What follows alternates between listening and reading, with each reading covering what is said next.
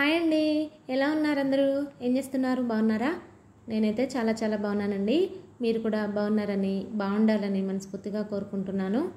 ఈరోజు మన ఛానల్లో సాంబార్ పొడి ఎలా తయారు చేసుకోవాలో చూసేద్దాము. వీడియో చివరి వరకు చూడండి. నచ్చితే తప్పకుండా లైక్ చేయండి. నా ఛానల్ ఎవరైనా ఫస్ట్ టైం చూస్తున్నట్లయితే సబ్స్క్రైబ్ చేసుకొని సపోర్ట్ చేయండి. ఇప్పటి వరకు సబ్స్క్రైబ్ చేసుకొని సపోర్ట్ చేస్తున్న వాళ్ళందరికీ చాలా చాలా థ్యాంక్స్ అండి.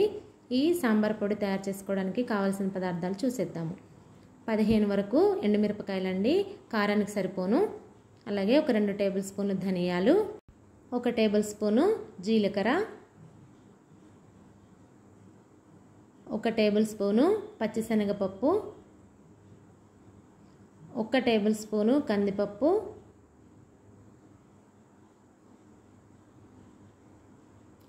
1 టేబుల్ స్పూను మినప్పప్పు, 1/2 టేబుల్ స్పూను ఆవాలు, 1/2 టేబుల్ స్పూను మిరియాలు,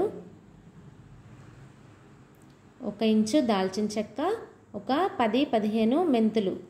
చాలా తక్కువ వేసుకోవాలండి మెంతులు, మరీ ఎక్కువ అయితే చేదు వచ్చేస్తుంది. అలాగే 1/4 స్పూన్ కంటే తక్కువ బియ్యము, ఒక 2 రెమ్మల కరివేపాకు. ఇవండి మనకి మెయిన్గా కావాల్సింది.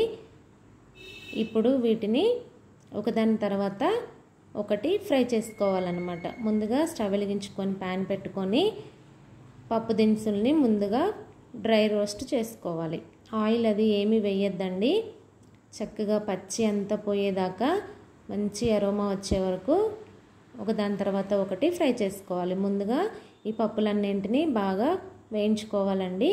వీటిని ఒక ప్లేట్లోకి తీసేసుకోవాలి వేగిపోయాక.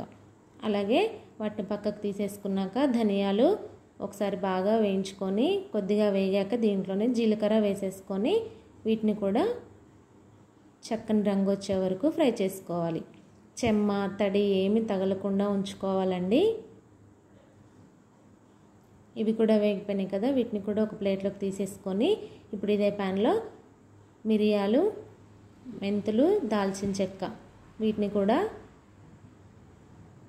అలాగే బియ్యం కూడా, వీటన్నిటిని వేసుకొని ఒకసారి బాగా ఫ్రై చేసుకోవాలి. ఇవి కొంచెం వేగాక దీంట్లోనే ఆవాలు కూడా వేసేసుకోవాలి. ఇవి ఉన్న వాటిని అన్నిటినీ ఒకదాని తర్వాత ఒకటండి చక్కగా ముందు ఎక్కువ సేపు పడతాయని అనుకున్నవి ముందు వేయించుకోవాలి. త్వరగా వేగిపోతాయి అనుకున్నవి తర్వాత వేయించుకోవాలన్నమాట. వాటిని కూడా పక్కకు తీసేసి ఇప్పుడు ఎండుమిరపకాయలు, కరివేపాకును కూడా చక్కగా చెమ్మ అదంతా పోయే వరకు ఫ్రై చేసుకోవాలి. వీటన్నిటిని ఒక ప్లేట్లోకి తీసుకొని చల్లారనివ్వాలి. బాగా చల్లారాక వీటిని ఒక మిక్సీ జార్లోకి తీసుకొని పౌడర్ చేసేసుకోవాలి. ఈ పౌడర్ని ఎయిర్ టైట్ కంటైనర్లో పెట్టేసుకొని ఉంచుకుంటే 6 months వరకు ఫ్రెష్గా ఉంటుందండి. మనము ఎప్పుడైనా సాంబార్ పెట్టుకోవాలనుకున్నప్పుడు ఈ పొడి 1 స్పూన్ వేసుకుంటే ఆ రుచే వేరుగా ఉంటుందన్నమాట. మీరు కూడా తప్పకుండా ట్రై చేయండి. వీడియో అయితే మీకు నచ్చిందని అనుకుంటున్నాను. నచ్చితే తప్పకుండా లైక్ చేయండి. మరిన్ని మంచి మంచి వీడియోస్ కోసం నా ఛానల్ అయితే సబ్స్క్రైబ్ చేసుకోండి. అంతే, సాంబార్ పౌడర్ రెడీ. దీన్ని ఒక గ్లాస్ దాంట్లో వేసుకొని స్టోర్ చేసేసుకోవచ్చు అనమాట. Thank you for watching. మళ్ళీ మంచి వీడియోతో మళ్ళీ కలుద్దాము. అంతవరకు బాయ్.